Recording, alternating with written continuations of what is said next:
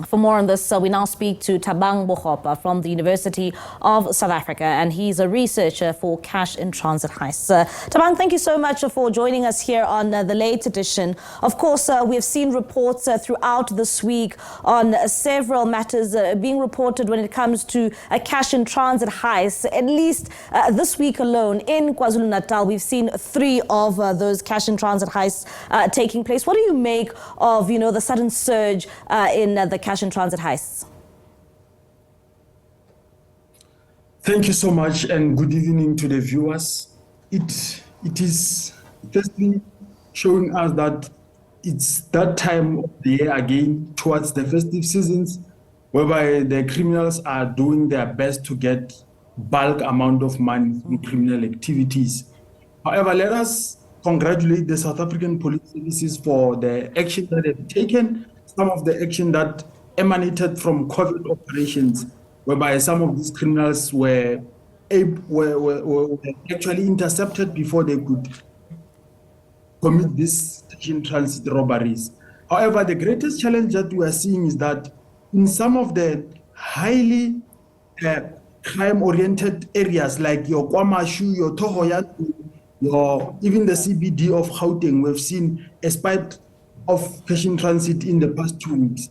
And this is mainly because there's just a high culture of criminal activities in those areas. So whoever that's in those areas, and they join hands with other criminals from other areas and do their best that they could actually get to maximize the money that they could make from criminal activities. When it comes to these syndicates which are in operation, we've seen so many of these matters being reported over the past couple of weeks, in Gauteng, in Limpopo, in KwaZulu-Natal. Is it one syndicate, or do you think that, or from your research, does it show you that it's different groupings of people who are actually operating here? Thank you so much for that question. It's different criminal groups. However, you must understand that when such activities are being planned, you would normally find there's one kingpin perhaps who's targeting the KwaMashu area, or who's mainly operating in that area. And then depending on the type of skill subset that he needs to orchestrate such a big criminal activity, then the kingpin would now go and recruit different career criminals from across the country. That's whereby you'll find people from as far as Limpopo, people from as far as Mozambique and Botswana coming together to form one gang for the particular criminal activity. And in some instances, you'd find that someone who was a driver in Limpopo is also a getaway driver in KwaMashu, and then also perhaps sniping for the other gang in Gauteng. So it depends on the kind of team that is needed to orchestrate that robbery, and also the availability of the human resource, which is the people who are skilled in doing the different tasks to orchestrate that criminal activity. And Thabang, you speak a lot about, Gauteng and KwaZulu-Natal.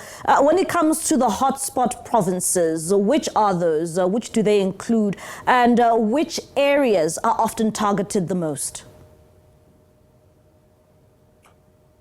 Okay, thank you so much. Currently, we've seen that Limpopo, KZN, and Gauteng are in... Okay, thank you so much. Are being targeted by, but now the outskirts areas which have a high criminal probability are being targeted, but mostly the background noise is just a lot. I'm sorry, you can continue. What the criminals are doing is that they target areas whereby the criminal culture is already high.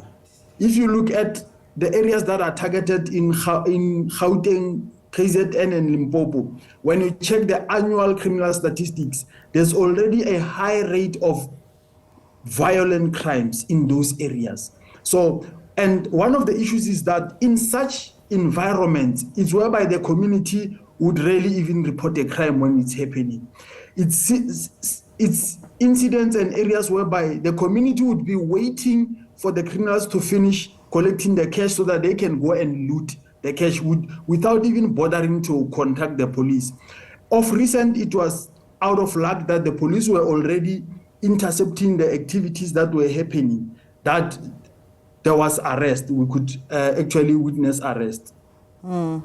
And, you know, when you look at how brazen these attacks have become, I mean, just this week in KwaZulu-Natal, we saw in Folweni where one security officer was indeed killed, and of course 2 others are in hospital. It's quite clear that nothing will stand in these criminals' way to get to the money. Yeah, you are so correct. Cash in transit robbers are very ruthless. But then the other challenge is that perhaps at times they shoot out of fear and frustration. If you check the recent one in following, as you have mentioned, you'd understand that the criminals expected it not to be retaliated by any other force. But unfortunately, because the police were in that vicinity when they orchestrated their robbery, then that's when they had to retaliate by shooting.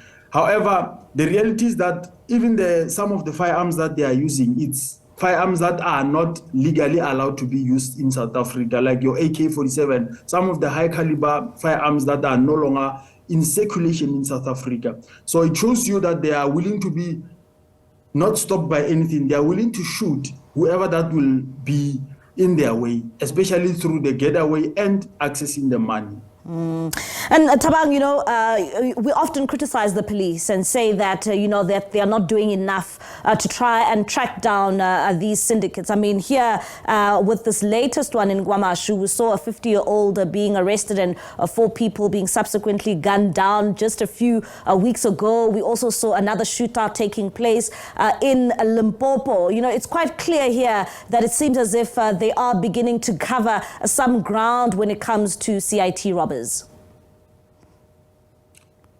Yes, that is true. But also, if you were to go deep into the official statistics, you'll realize that some of the police interception are not even covered by media. So unfortunately, as the society, we rely only on the ones that were covered by the media. The police are doing a very wonderful job of curbing these cash in transit robberies. However, due to the influence, especially in prison, people are given the influence and the notion that it is easy to commit these crimes and it comes with a high reward. So if you go and check the profiles of these offenders, you'll find that some of them are on bail, some of them are on parole. So the first thing that they do when they come out of prison is that I also want to go and grab those millions. Unfortunately, they end up being intercepted. Some of them end up losing their lives, and you still get more and more groups trying to attempt these criminal activities. The unfortunate part is that some of the interceptions by police also happen during the night, and they are not covered by media at any cost. Yeah, all right then, Thabang, it's always a pleasure to talk to you, and thank you so much for your contributions on our show tonight. All right, that is Thabang Bogopa, a researcher for cash in transit heists, and he is from UNISA.